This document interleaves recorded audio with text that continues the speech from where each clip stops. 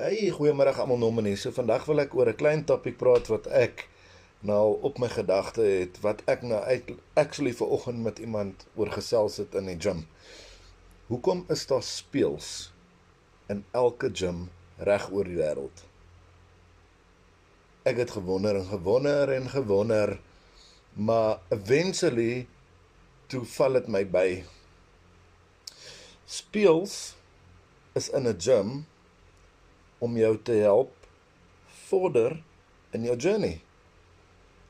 Speels maak jou sien wat jy reg doen of verkeerd doen op 'n masjien. Dit wys jou aksie, dit wys jou tegniek en dit wys wat jy aan kan verbeter.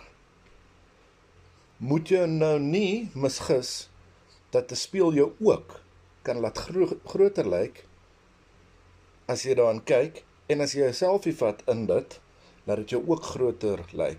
So 'n speel het in die gym het baie voordele.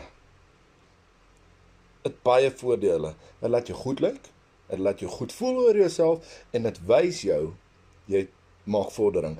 'n Speel is nie 'n slegte ding in 'n gym, mense.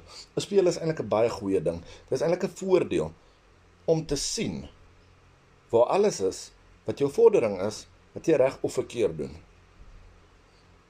Ek het nou weer eens vanoggend, toe ek besig was om te oefen, vir myself in die spieël gekyk, toe sê ek vir myself, maar joh, ek doen iets reg.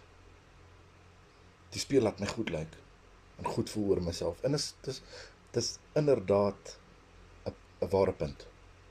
So mense, as jy al ooit gewonder het, hoekom daar speels in 'n gym is, dan sê ek nou vir jou wat ek dink, hoekom daar is, en ek's amper positief dat dit waar is.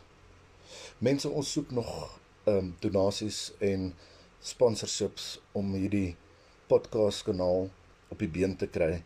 Ons soek donasies om 'n videokamera en stands te bekom. As daar enige iemand is daar buite wat ons kan help, asseblief. My besonderhede is in die bio en is op my page en is op my podcast channel. Lekker dag mense.